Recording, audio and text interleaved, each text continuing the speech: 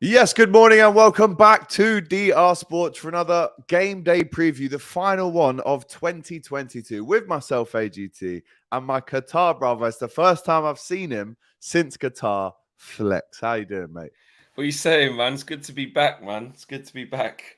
For It's sure a it it's a is. wicked time. But actually, you was back ages ago, man. You're good. You've been back a hot minute now. Yeah, I've been back a while, man. But sharing that experience with you and then seeing Oh, it it's wicked. in the full length film as well. If you guys have not watched that, then trust me, you need to head over to YouTube, get on DR Sports, and watch the full length feature film.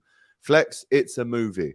It's Yeah, a proper. movie, It literally is a movie. literally. And I still need to finish the last little part of it. Actually, it is incredible. And actually, the way that it's funny when we're kind of going through those experiences and each bit when Hassan and Jason are putting it together of like we're filming this, we're filming that, but then to see it on that side of Stitched it, together, yeah, wicked, wicked, wicked, top stuff, man. unbelievable Make sure you piece guys of check that out. content. It really, really is. Make sure you like this video. Make sure you comment with your thoughts on the game day preview games that we'll be previewing. And of course, subscribe to DR Sports. If you have not already, hit that bell. Go and subscribe to United View as well. Of course, banging out that amazing United content, even though it pains me to say it. And of course, head over to the COP TV as well. We got Leicester tonight, so a lot more previews, more in depth there too. Right, let's get into this one, Flex. It's been a while. I'm looking forward to being back. I'm going to be in the studio tomorrow as well for the Saturday football show for the first time in a long time. So looking forward to that. But tonight, there's two games, Flex. First off, let's go to West Ham versus Brentford. A little bit of a London derby, this one. West Ham's last win over Brentford in any competition was a 4-0 second-tier victory in 1993. Though they've only met twice since then, but it's a long time since they've beaten Brentford. Brentford did the double over West Ham last season with Yoanna Wissa netting a 90th minute winner in a Oh yeah, 2-1 victory in the right. exact Yeah. fixture. Remember that. West Ham won their final league game of 2021, beating Watford 4-1 at Vicarage Road, but they've not won their last game in consecutive calendar years since 2007 and 8, where they beat Man United and Stoke. So there you go.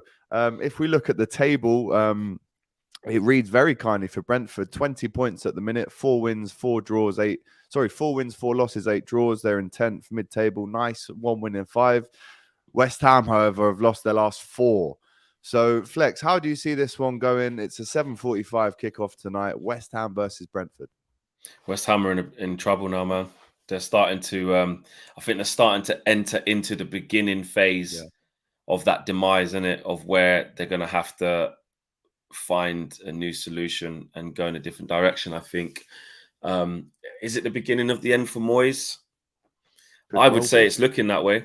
I would say it's not looking good. I think they were on such a high last season and came so close to something so amazing.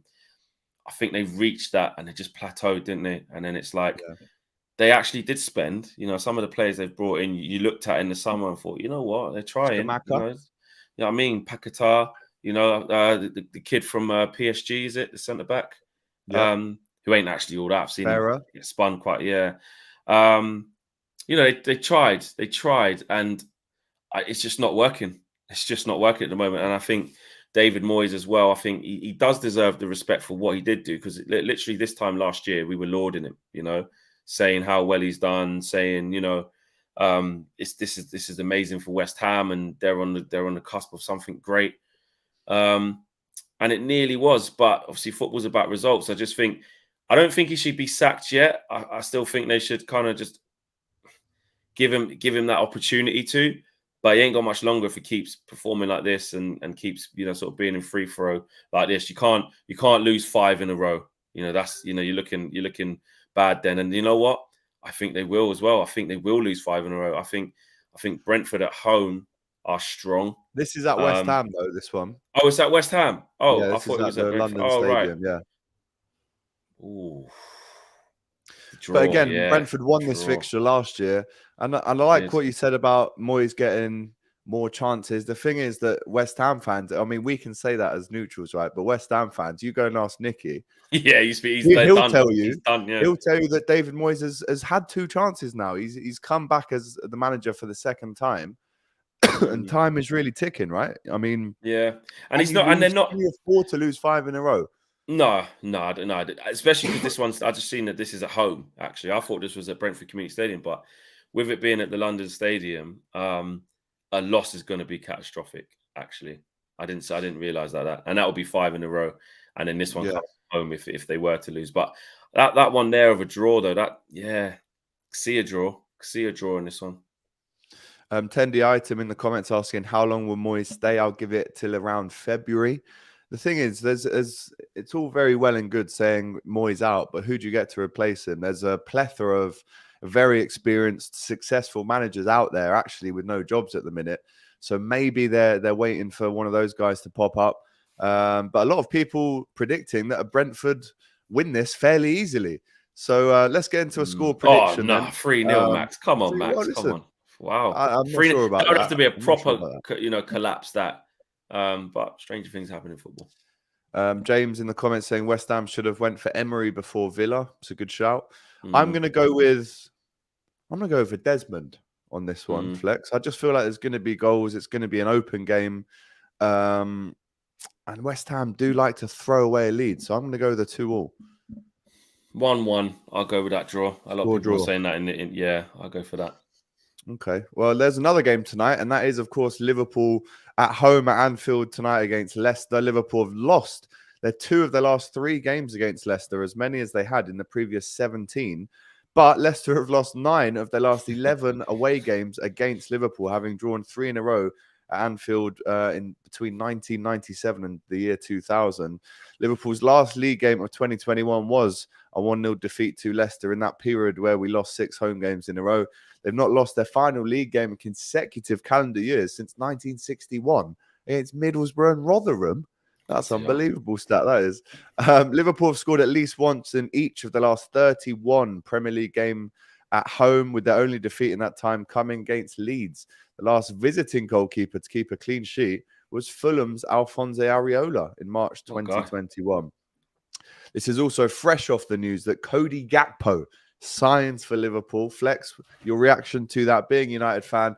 And also, I mean, I was on the yacht with you. I remember specifically being on the yacht with you, and you were going, oh, look, yeah, I think we're about to get Gakpo 60 mil. He's a baller, Al. Like, trust me, you man would love him. 9 goals. I didn't say that. I did not say that. I did not say that. I did not say that. What's your reaction to that one? Do not misquote me. I did not say that. I saw your tweet.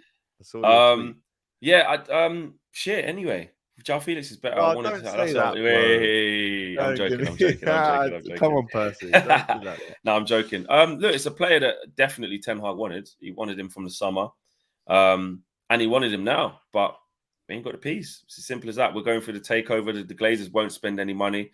And actually what it does show is the classic example of the difference between how well the two clubs are run in comparison.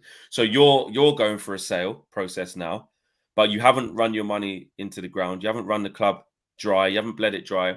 And FSG are in a position where they can still invest into the squad, knowing that actually we need to make sure we get in the top 4.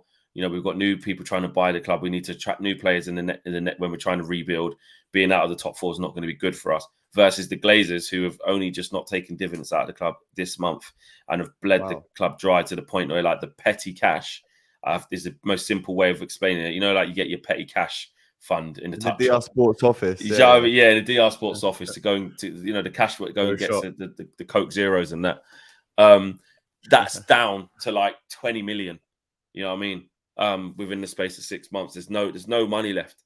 So we have to look at loans. So the real heart of it is that we couldn't even afford to get Gakpo on a 37 million plus add-ons like what you did, which is shocking. Couldn't afford it. And we're in the loan market for strikers. We can't even afford to buy one. So yeah. But I would love João Felix. That is a loan signing. That could equally fit. And I was saying quite a lot, even on the shows we were doing, as much as I thought Gakpo was a done deal, that morning I actually said, I'm sure of it. 90%, 98% he's going to come Man United. That morning. I was sure of it. Yeah, everyone was. Liverpool were nowhere near it. It was, nowhere. If anything, it was like Arsenal might be looking, or Real Madrid might be looking, Bayern Munich, but Liverpool was just nowhere. Even Fabrizio Romano and all the journals were saying, it's just a matter of when Man United put the bid in, because on the personal side, it's all done. But just goes to show you why Liverpool, they move in silence, they're economic, and they got another player. But it's interesting just from a Liverpool perspective. I'm like, where do you need him? I know Yes. Diaz is out for a bit. I know Jota's out for a bit, so you can say yes. But when all them players are back, he's not an out-and-out number 9, which was one of the reasons why people were saying at Man United, was he going to be the answer? Because we need a number 9. He can play there, but he's a left-sided player. He's a left winger. Do you know what? For someone so tall, I mean, he greeted He moves Jurgen good. Klopp, who's 6'4" the other day, and they look the same height, Flex. No, he's massive. When they greeted massive, and hugged, he's massive. And having done my research on him now, obviously not as much as you, because you didn't even know who he was before. Yeah, I know. No, I get that. don't say that. I did. But 55 goals in around 150 games for PSV in the league. That's a 1 in 3 record. He's young. He's direct. He's the captain. He played only for PSV in his career so far. I played for the youth team. Got promoted around 2019. He does look, and I'm not just saying it because we've got him now, but I think everyone can admit he really does look like the real deal in terms of being that young European player who everyone's talking about. And I'm just buzzing that we've got that over the line. And the fact that we did it in silence and we just one knew, we'll take it. Pisses me off. I think that It's is just typical. unbelievable business. Unbelievable. And for the price as well. Over the and moon. with Jurgen Klopp as well, again, another manager. Look, I was confident under Ten Hag as well. He'd be the right manager for him, but no one can sit here and argue that Klopp wouldn't be. You know what I mean, as well. So, yeah, exactly. It's actually going to be exciting to see how he does in this league. Let's get on to Liverpool then. Playing Leicester tonight at Anfield. As we know, Leicester an awful start to the season, Flex. I mean, a lot of they started doing all right. Then they started doing all right, actually. If you look at the last few games, a massive away win at Everton, a massive away win at Wolves. I think there was one at West Ham as well. And then they got pumped the other night, 3-0 at home. 2 questions for you. The first one, has Rodgers taken this team as far as it can go? And is he waiting to be sacked? I know that sounds quite dramatic, but that's what the headlines have been really for the last 6 months until that little upturn. Then the World Cup happened. What's going to happen now for Leicester in the next few months? I've always had the same opinion on on the Brendan Rodgers situation at Leicester this season. I think he has taken them to a ceiling, but it's not his fault. Like what I saw going on there from the outside looking in, they had no money to spend, and their best things were actually their best bits of business were keeping hold of Maddison, keeping hold of Tielemans. They lost Schmeichel, was keeping hold of that spine. They lost Fofana, so. They lost, two major parts of their spine, and they looked like they had to sell before bringing anyone. Look at their keeper Ward, why he's even playing. They could awful. So he came from Liverpool. We sold him to them for like 12 mil. Yeah, because he just had to. You know what I mean, he's terrible. Vardy's not it anymore. They're trying to get Patson Daka going. He's not it. Iheanacho has just not been great. They need a refresh, and they've got players. James Maddison was subject to 2 bids from Newcastle. God knows what's going to happen in the January transfer window. They'll probably come knocking again. Tielemans is in the last 6 months now, so he can probably talk to other teams abroad from January. Yeah. So he's probably going to leave. Do they cash in now or let him leave on the summer for free? Because other teams will be like, we'll just pick him up for free on the summer. What a freebie that would be, Tielemans. And yeah, they just reached a stalemate. And is he waiting to be sacked? Kind of, because he's been hung out to dry because he needed to reinvest in the squad and they haven't. So anything where he's just keeping them ticking along is arguably not a miracle, but it's testament to him. The fact that they started so badly, then he managed to stabilize a little bit. And then obviously they got pumped by Newcastle the last game. So, and they're going to get pumped in this game as well, by the way. But yeah, I feel like they might be sticking by him because the hierarchy at Leicester know, and they're good hierarchy. They know that he's kind of had 2 hands tied behind his back. So if he could just make sure they don't get relegated or anything like that, they might just scrub this one out and put it down as a bad season while they stabilise. Yeah, I agree. Because he's not going to walk, is he? Because he won't get his payout. No. He's got to effectively wait to be sacked, which is a very weird situation that he finds himself in. And if he keeps losing games, though, if he goes on another bad run, he will get sacked. But I think he might just be able to do that and just hover above the relegation, so they're not in danger. No Maddison tonight. Liverpool, apart from the likes of Jota, Diaz injured, Firmino looking to be back on the bench tonight. It's pretty much a full strength team for Liverpool.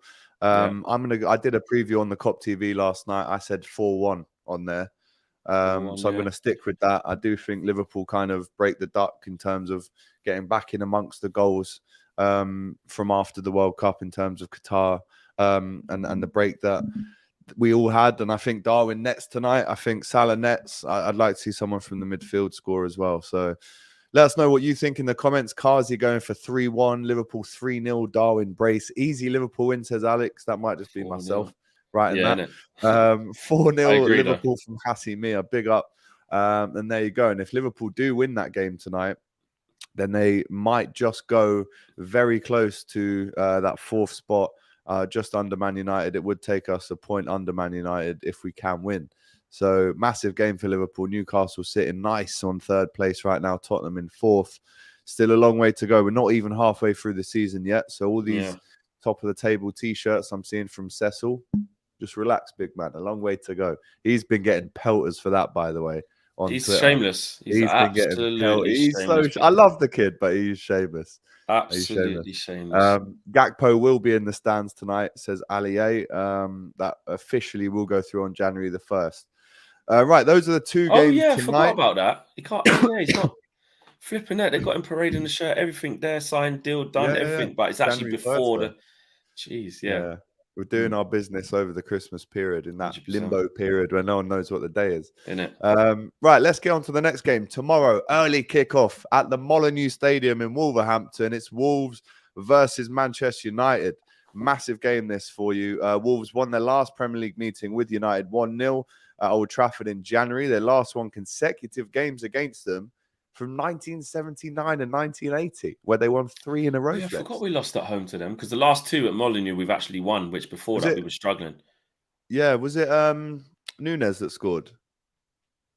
What, at Old Trafford? I think so. I think it might have been. I can't remember. I remember it was a bit of a screamer. Manchester United have won the last 2 Premier League away games against Wolves, winning in May and August 2021. They've never won 3 consecutive league visits to the Molineux before. Wolves have lost just one of the last 9 league games played on New Year's Eve. Very interesting that. But United haven't lost their final league game in any of the last 10 calendar years since a 3-2 defeat to Blackburn in 2011. That was only their first ever defeat on New Year's Eve. So how do you see this one going, mate? Yeah, it's a tight one. I like us at the minute. We're going in the right direction. Marcus Rashford's back scoring goals. He's looking confident again. He's smiling. It's really good to see. Casemiro is coming to his own now. He's been unbelievable, been really good for us. Midfield looks good. Martinez is back now as well. I think he'll go straight back in alongside Varane. Varane was the first player out of the whole World Cup final to play a game. Just came back out for both teams. Yeah, just came back straight in and was brilliant against Forest. Rolls-Royce. They took him off near the end. Love that one, isn't it? The Rolls-Royce. Rolls-Royce, the ghost, the wraith, the phantom. That's what he is. Yeah, he's a ghost. So they're back. It's still a banana skin though, because the Wolves with Lopetegui, their last Premier League home game was Arsenal, and he was in the stands, so that don't really count. Then they played Gillingham when he was actually in the stands, obviously Carabao Cup, and then they had a big away win in the last minute, obviously against Everton. That's massive for a new manager and stuff. So we're gonna have to be on our game to beat them, man. It's not the Wolves. You can't just say Wolves are shit this year. They're down the bottom. They've got a new manager now. Look what happened when we bucked up on Unai Emery's first home game as the manager. At Villa, got absolutely spun because we didn't manage the occasion well enough and started badly. The place is going to be rocking. We've got to calm the fans down. So I think we'll just nick it. I think it will be close. I don't think we'll run away with it. We haven't had any away wins this year that have been like comfortable 2-0 or 3-0 games. We just don't do it. It's 2-1 or 1-0. We nick them. So, and I don't think that'll be any different this time. So, yeah. But a banana skin, man. I don't know. It could even be a draw, but I'm going to go, I think, a narrow win for Man United by 2-1, 1-0. Yeah, and if you do win, it takes you up to 32 points, which would temporarily take you into 4th. Whilst Wolves, it's not looking good for them still. That's why they have a new manager. 1 win in the last 5 against Everton. 3 wins all season, 9 defeats. They're in 18th right now. And if they win, or if they can get a point, it will be Everton that go into the relegation zone to replace Wolves. So a massive game for both They're in teams, trouble. really. Yeah. I'm going to go for a draw. I just think that new manager bounce at home, especially early kickoff, New Year's Eve, people have been drinking probably from early and they'll carry on drinking after until the night. I don't know. I've got a funny feeling this one's going to be 1-1, Flex. Maybe Can be, that's man. hope rather than... No, but yeah. And you know what? And on that, these are the games where this batch of games, so Forest, and then the next one's Bournemouth. I'm saying like we've got to be getting 9 points out of them. We've got 3 already. So the next 2 games, we need to be getting 6 points because after that, we've got City and Arsenal back to back, and that ain't easy. So whilst Spurs are a bit iffy and dropping points and, we want to capitalise, you're on our tails. It's the fight for fourth is well and truly on, mate. Absolutely. We've just done a poll as well. Predictions for this game. Wolves win, draw, or United win are the options. And people have just, so far anyway, gone for United win. But it is very close.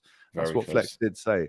Right, that's that game. Let's get on to the next one. I'm talking Manchester City versus Everton. A 3 o'clock kickoff. Is that who Everton got next? That's who they've got next, right? God. So we could be talking about Everton slipping into that relegation zone again. We could be talking about Frank Lampard maybe losing his job again, right? But this one's a 3 o'clock kickoff. And if City win, they won't even go back to the top of the table. They're still 5 points behind Arsenal. But City are unbeaten in their last 11 home league games against Everton, winning 7, drawing 4, having lost 4 in a row against them at the Etihad before this. Everton have lost each of the last 9 Premier League games against City. Only against Portsmouth have they ever lost more consecutively in their league history. Funny that.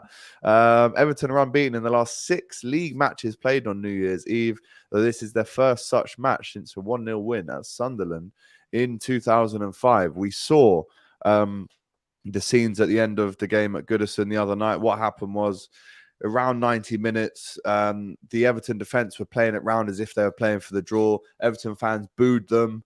And then with that booing caused a bit of anxiety. They gave the ball away, conceded a goal in the last minute, which led to more boos.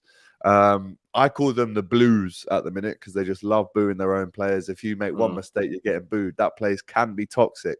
It can do the good things as well. But if you make mistakes, it can be toxic. Away game now at City. Are you going for a City win considering how easily they put away all the other teams that they're playing against really at the minute? I mean, Haaland on 28 goals now for the season. At the Etihad, they got to go to after losing that game in that manner. Yeah, 4-0, mate. 4-0. Yeah, massive result. 3-0 minimum.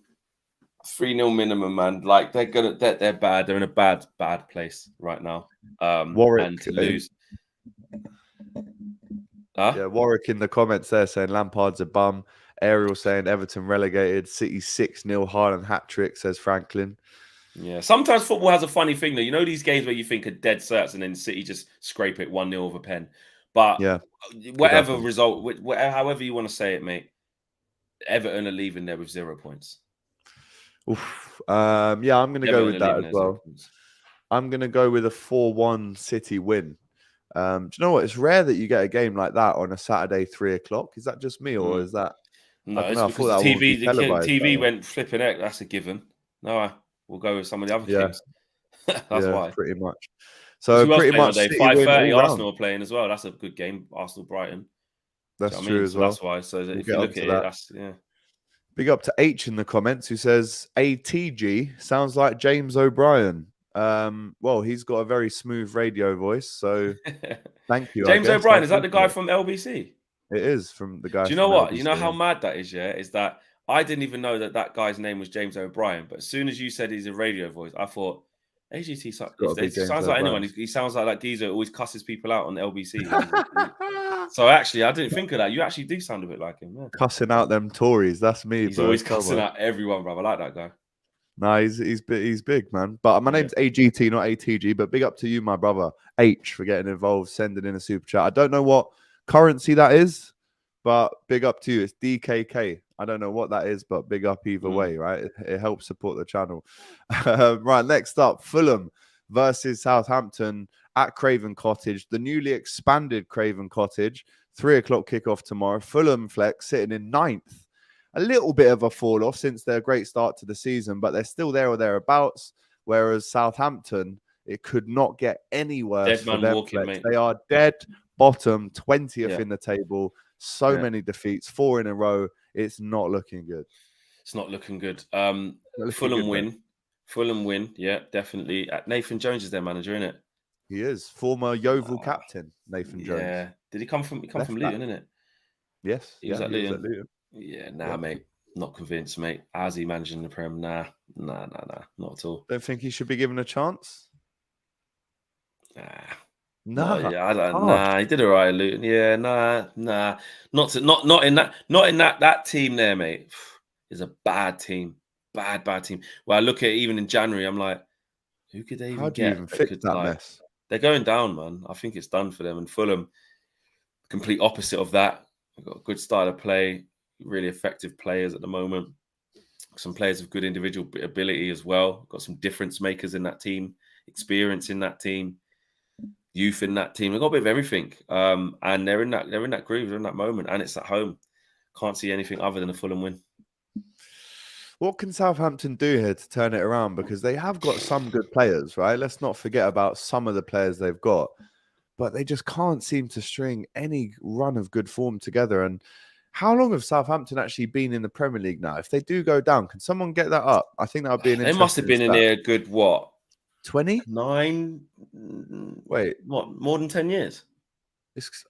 I think they must. I think Ricky Lambert got them back up in around 2000. I don't know. I don't want to guess that. I'd like to know. Because around 2012 and 13, that was like Koeman and Poch. Yeah. And all that. And then so maybe, Wanyama, Schneiderlin. They well, had 2013, we bought Luke Shaw, didn't we? From there. Yeah. And we bought every player that they had as well, basically. Yeah, Lallana, Lambert. So since 2012, 13, 11 years. It was? 10 to 12 years, yeah. They used to be in Europe. Now this says Ariel, so definitely not a good time to be a Saints fan. I'm going to go with the Fulham win here. At home, I'm going to go 2-0 flex. It's not looking good for Southampton at all. I wish I could give them a bit of positivity, but I can't. So 2-0 Fulham. Agreed. I can't see him win the game. There you go. And I can't see him in the league. Yeah, I mean, if it carries on, they've got no chance. They're going to have to do a Wigan, a Great Escape, West Brom, Great Escape, all of that. Exactly. Right, carrying on with the 3 o'clock kickoffs tomorrow, Bournemouth host Crystal Palace. Now, if you're a Palace fan, and I've spoken to a few recently, of course, they're fairly happy with how things have gone this season. Currently sitting in 11th, which is good for Palace, but there have been a couple of grumbles recently about the team selection under Big Paddy. They're playing Bournemouth, who sit in 14th. Obviously, Gary O'Neill's come in and stabilised the club. 1 win in 5, 2 wins in 5 for Palace. This one could be fairly even, This is an even game. It is. I mean, Bournemouth on their day can give you a good game. Definitely can give you a good game. But Palace, it's like they've got exciting players, and you like a few of their players individually. But collectively, it's just it doesn't have that siege mentality. It doesn't have that consistency that you would like it to have, even though a lot of their players individually are good. Obviously, them getting 2 men sent off in the last game, that swayed the results. So they obviously got done in the end. But I don't know, man. I just feel like on their day though they can show up, but so can Bournemouth. I think this has got draw all over it as well. They've only won one of their first 7 Premier League games against Bournemouth, have Palace, but they've won each of the last 3 against the Cherries. Bournemouth have won their last 2 league games played on New Year's Eve. Most recently, a 3-0 win over Swansea in 2016.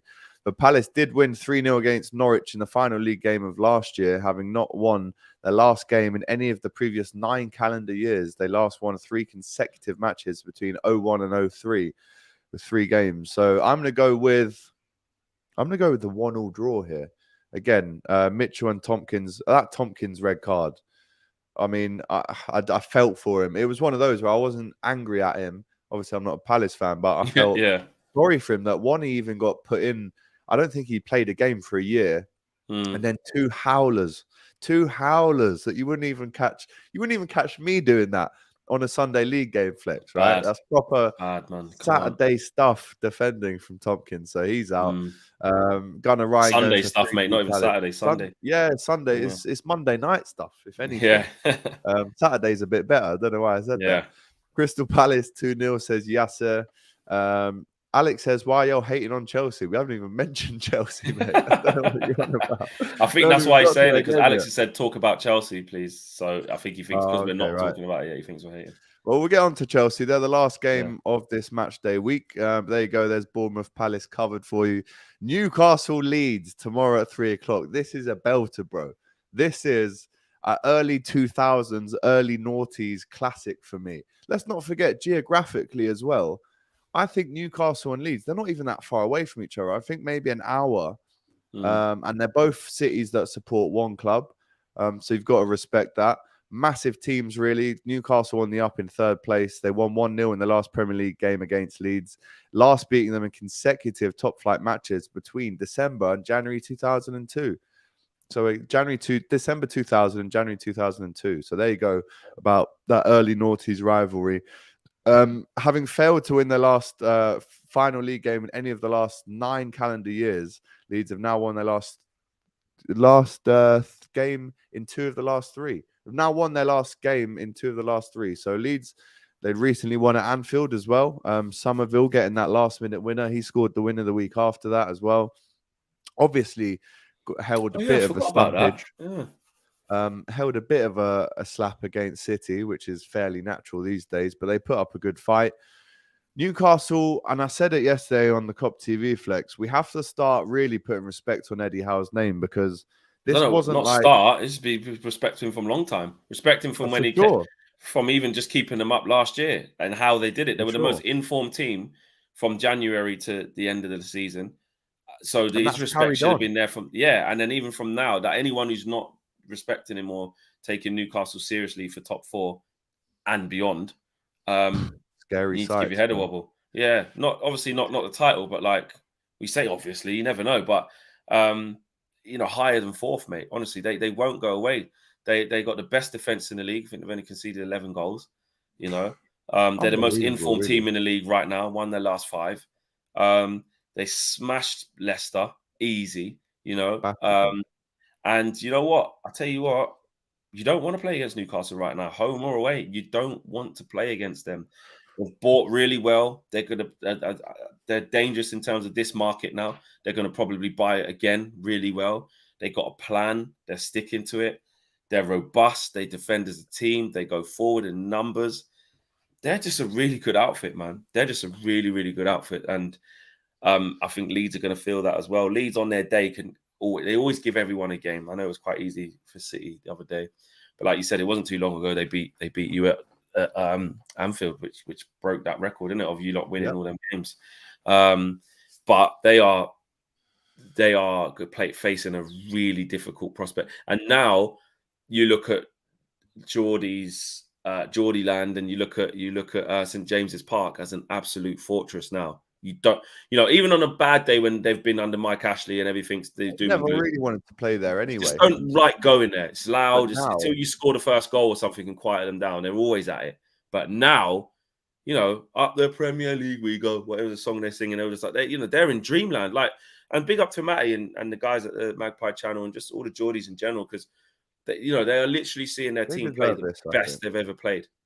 When I saw Matty do a video, he goes, "Oh, man, this is I think it's the best we've played. Like, it's the best they've ever played in his whole life." Do you know what I mean? And it's true. It's true. And it's mad, right? Because Matty was at Anfield with me when we beat them 3-1 last season, around this time actually, and they were in the relegation zone. And I remember watching the fan cam that he did outside Anfield with. He's got a guy that comes on who loves sausage rolls and pasties. He's called the pasty guy or something like that. And he said, "Do you think we'll go down?" And he said, "Yes." And that was just a year ago.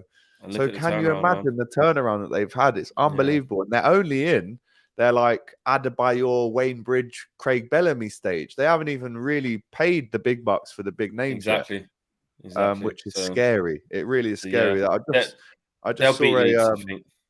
just saw a stat here. Eddie Howe, the first English manager to win 20 Premier League games in a calendar year. That is unbelievable, by the way. See? Saka, Neil going for Newcastle 5, Leeds 0. Well, what about Leeds? What about Leeds? In general, Yeah. like they've got 15 points. They're what, 2 points above the relegation zone. You know, all them teams down there, they've been flirting around it as well. And Jesse Masters, he had that initial kind of, you know, good bounce with them, and you know, and then they get kind of recognised for on their day. They give people a game, but mate, they're near the bottom of the league. Yeah, 2 wins in 5 for Leeds, 8 defeats this season, only 4 wins. They're currently just above West Ham, just above Everton as well. But they can slip into that relegation zone very, very easily. Yeah. Let's not forget, Leeds finished 9th last season, which was amazing, really, when you think about, or the season before, sorry, when you think about the resources they have. But they sold a few big players, and it hasn't really paid off the replacements. And they're literally 3 points away from the bottom of the table, away from Southampton. So it's not looking good if you're a Leeds fan. I'm going with a 2-0 Newcastle win on this one. Yeah, comfortable. Yeah, 2-0. I like that scoreline, yeah. Right, let's get on to the next game. It is, of course, let's have a look. Brighton versus Arsenal at 5:30 tomorrow at the Amex. Brighton have lost just one of their 5 Premier League home games against Arsenal, a 1-0 loss in December 2020. And Arsenal are flying right now. As we know, Arsenal have won just 2 of the last 7 league games played on New Year's Eve, though, beating Aston Villa 3-0 in 1988 and QPR 1-0 in 2011.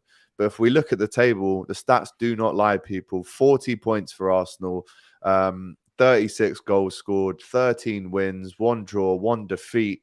It's been an absolute dreamland. I mean, we were just talking about Newcastle being in dreamland. If they're in dreamland, then Arsenal fans certainly are in dreamland as well.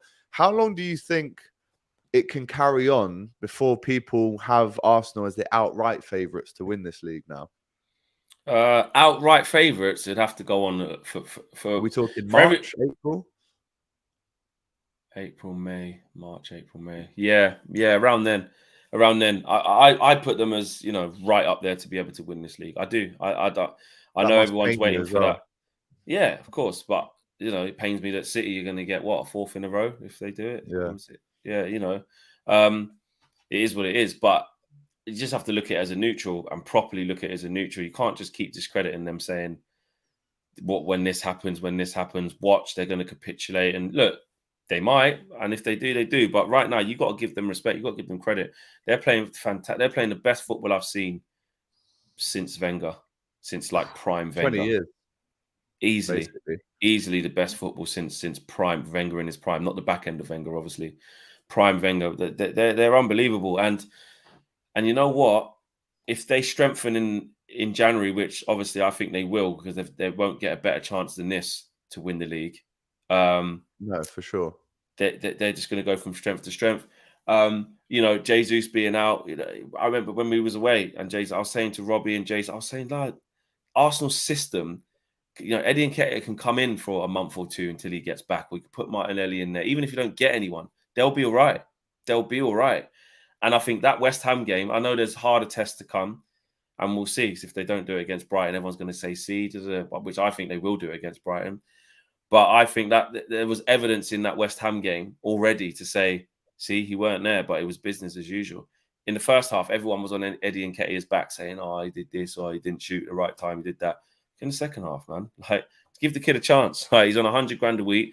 You know, they were all screaming his name last year when he had to come in towards the end of the season when Lacazette wasn't firing. Aubameyang was banished, gone. Got number 14 as well. Yeah, got number 14, and he scored a lot of goals in that back end of that last season. You know what I mean? To prove that, you know what, he might need to sharpen up on a little few things, but he's a poacher. He's a finisher. He can create, and he works hard as well. He works hard, which is something that Arteta demands from his team. You can see. So tough away game to Brighton, though. Really, really tough. A draw. You wouldn't be surprised to see a draw here, but I think Arsenal are just going to nick it. You know, you've got to respect Brighton because they are a tough team to beat. But Arsenal, man, they just. Any hurdle that's been put in front of them, I watch when they go away to this person. Watch when someone gets injured. Watch when Europa League starts. Yeah, they've come through. What more are you going to say? They're 5 points clear, clean. You know what I mean? They're looking to get Mudryk as well in January, which would be a great signing. I mean, yeah, if you're an Arsenal fan, you have to just enjoy the moment because Arsenal are playing the best football that they've played, like you said, in 20 years. No Caicedo, no Alexis McAllister, two players that we saw at the World Cup. So already they're their two biggest players in midfield. You know what I mean? Yeah. Like already missing out. Yeah. No, unbelievable. Unbelievably important they are for Brighton. And I think Brighton in Trossard we trust. Too badly. In Trossard we trust. In Solly March we trust, bro. Danny Welbeck we trust. Danny Welbeck we trust. Can he get a goal against his old club? Who knows? That would be great. That would be great. But I've got a couple of mates going to this one, hoping to be back in London for the midnight on New Year's Eve, which might or might not happen. Don't know about that, man. I said to Robbie, you better plan your New Year's Eve in Brighton, mate, because you ain't getting back. Yeah, 5:30 kickoff that one tomorrow. Looking forward to it. I think it'll be a good game. I'm going to go with a very, very, very slim Arsenal win, 2-1. And I think if they can win that one and round off 2022, they're going to have a real galvanized, excited feeling going into 2023, where they're just taking each game as it comes, no heads going above the clouds, feet on the ground, and Arteta will be pushing them and telling them this is a real thing now, guys. Because their next batch of games are hard. This is the start of a really tough period for them. Away at Brighton, at home against Newcastle. Oxford in the league don't count. In FA Cup don't count. Then Tottenham away. Then Man United home. Do you know what I mean? So they're in a crucial period. Yeah. Big up MKH saying, Flex, burn that scummy United shirt. It's a bit harsh. Zebra thing. Probably Liverpool. Oh, I don't know. I don't even know. I can't see who he's got there. Yeah. But there you go. People in the comments saying life is good right now as an Arsenal fan. Easy Arsenal win, says Daniel. A lot of people saying that it will be a tough game, which we know, but Arsenal can win this league, says Gasanta. Is Welbeck out injured as well? Someone put that as well. Apparently he might be injured. That's what we've just seen in the comments. They got anyone, Brighton? Oh, Arsenal 2-0, easy. Trossard is just going to have to score another hat-trick like he did at Anfield. 2-0, easy. I think, for this one. 2-0. But Brighton, unbelievable, really, when you think about some of the players that they'll be missing out. Can they do it, though? You look at the passes this season, right? Lewis Dunk, 4th in the all-time passes this season, over 1,000. He's been a rock at the back, but they're going to need everything to beat this Arsenal team. Yeah, and maybe they're looking at the lack of Gabby Jesus as a big plus for them. Big up to Pretesh as well in the comments. You guys killed it with the World Cup coverage. Thank you very much. It was an honor and a pleasure to even be out there, to be working, sending back content for you guys. It was amazing. We'll never forget that, will we, Flex? Like, no, you can't. Memories of a lifetime, man. Honestly, man, we had such an amazing time. We're still getting over it, to be honest. It was just unbelievable. But we're back in Premier League. We're back in English football right now. Sunday, the 1st of January, 2 o'clock kickoff. Tottenham versus Aston Villa. Tottenham sitting in 4th at the minute, 30 points, 9 wins, 4 defeats, whereas Aston Villa, 5 wins, 8 defeats. 3 wins in the last 5, though, for the Villa. They definitely put up a good fight the other night as well. Do you think Villa with Emery can maybe look to first of all consolidate their starting 11? I think under Gerrard there was too many chops and changes. Yeah. They looked decent the other night. They might be looking to offload Coutinho. Do you think they can maybe put together a team that can go to Tottenham and go and win? Yeah, they can. They're good enough to. They're good enough to beat Tottenham. Of course they are. It's just about, like you said, Emery settling them down. I thought for large periods against you guys the other day, they had a lot of chances, man. A lot of chances. There was a period in the game where you felt they've got to score here, and obviously you just had the quality. And then there's a period at 2-1 where you're thinking, right, they're banging this, and then obviously you catch them on the break. But there was enough in that for me to see them go to somewhere like Spurs, and they'll give them a good game. Good game. Spurs, they're just honest. They have this knack of just being able to fight back and hang on there in games. They're just literally a team in the image of their manager, and I think they'll get it done as well against. I don't think it'll be great. They might even go 1-0 down and come back and win 2-1. Don't think there'll be a lot of goals in this. I'm going to go for a slim Spurs win. Slim Spurs win. Let us know in the comments what you think. Some of the stats here: Tottenham have won 12 of their last 14 against Aston Villa. in the Premier League, as many as they had in their first 40 games against them. But Aston Villa have won just 2 of the last 21 games against Tottenham. Both of those victories in that time have come away from home, though. And they did beat Tottenham in May 2021, so not even that long ago. Tottenham have won 7 of the last 8 Premier League games on New Year's Day, with the exception being a 1-0 loss at Southampton in 2020. I'm going with a surprise. Why not? Bit of New Year's Day. It wouldn't even be that surprise. much of a surprise. To It be wouldn't, fair, but it Yeah. would still it would be a little bit. But Yeah, I'm a going little for one. I'm going for a Villa away win. I hope you're I'm right. going I for a want them to 2-1. lose. I need Ollie them to Watkins. lose. Yeah, we Yeah, both you need do. them to lose. Well, we and draw. both We're do, chasing actually. both of them. Yeah, Up the Villa. Up the Villa, mate. Yeah, That's what I'm up the saying. Villa. We got Villa. Yeah, so yeah. I hope they do that. And look, it's not beyond it'll be typical to Spurs to draw that. Yeah, it would or be. lose by a goal. So, yeah. Aston Villa 3-2 win, says Lucky Singh in the comments. We need Spurs to lose for top 4 flex, says Jamie Eason.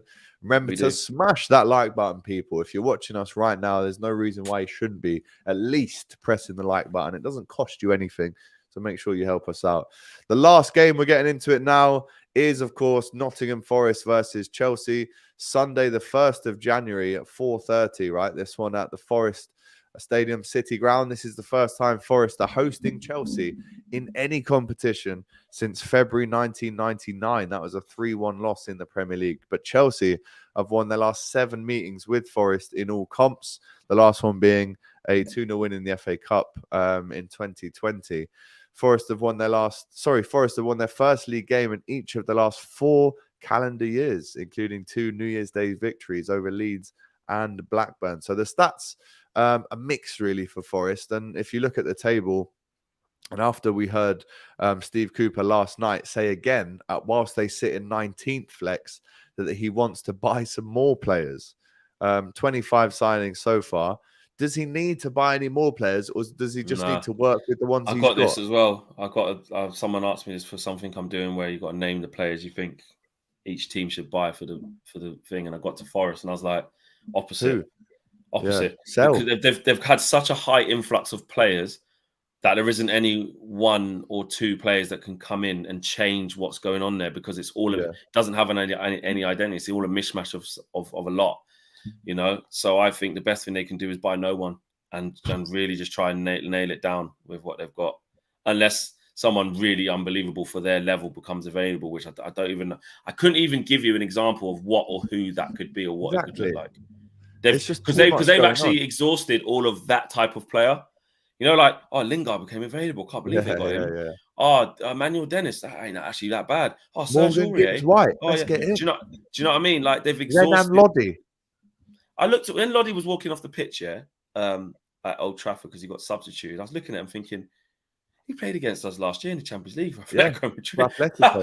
was like, what on earth has happened here? But yeah, they are bad. They are bad. Like I said, Casemiro has been really good, but he had a fit. They made him look like prime Pirlo. Yeah. Like he was zinging it, fading the ball, intercepted. He had a shot of neat brandy and Coke brandy and ice in this hand. He had a cigar in this hand, and he had like a Cuban silk shirt. Coming like Del Boy. Bro, with a little medallion and that. He was just strutting about the pitch. Don't get me wrong, one, because he's a good player, but they are bad. Forest, they are bad. Well, at home, Forest at home is different. Liverpool. Yeah, they did beat Liverpool. To be fair. And they, back 5, they can camp out. They can, they can be a bit different, but they're bad, man. They're bad, as the table suggests. Yeah, the table doesn't really lie. And Steve Cooper in his press conference yesterday said, we can't just rely on being good at home. That's when complacency slips in, and you just basically pick up all your points at home. You need to start winning away. They are at home. It will be difficult. It is New Year's Day. I guess that counts for something. Those Chelsea fans are going to be coming up to Nottingham for a 4:30 kickoff. The lights will be dimmed. It will be starting to get dark. Do you think Forest do a bit of a madness and overturn this bad run of form and actually beat Chelsea? I'm going to go for a surprise here. Again, probably not what is going to happen, but I'm going for a Forest win here. I just think camp out, camp out, park the bus, get a quick goal on the counter. Let's not forget, by the way, Chelsea 1 win in 5. We're not talking about the Chelsea of old. This is the Chelsea who are failing, really. 5 defeats this season, only 7 wins. 1 win in 5, Flex. It's not looking good for Graham Potter at the minute. Obviously, he's going to get a little bit more time. Yeah, but if he was to lose, obviously they've done their thing. Yeah, that's another. To be fair, that is another thing about Chelsea. To be fair, they are a weird outfit, considering the players they've bought and who they've got as a manager now. They just look a bit off, don't they? Look a bit stale. But I can't see them losing there. But then again, could I have seen that Liverpool game was a massive shock?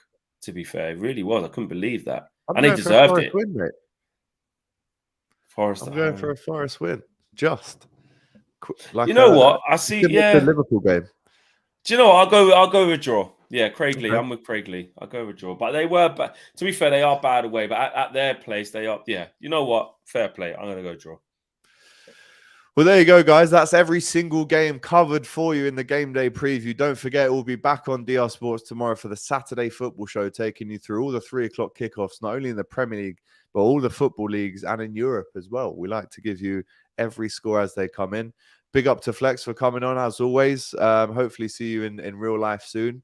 Considering I was with you every day for 3 weeks, I haven't actually seen you in about 3 weeks. Glad to have a break from you, man, to be honest. Yeah, no, it's been nice. It's been nice. Do you know what, though? The feedback from my lot, my family, that Flex seems like a nice guy. You work really well with him, don't you? So, he's a nice lad. We get on all right. Yeah, for sure. Who's on the Saturday football show? Ask Tendy Item. I don't even know myself. I actually need to ask Jason who's on. But looking forward to being back in that studio. I'll tell you that for free. Right. Thank you so much for watching. Big up to everyone who's got us in the comments, who's been involved. Make sure you like the video on the way out. If you're not watching this live, go back and watch all the previews that we've just done. But for myself, AGT and Flex, we'll see you next time. Take care.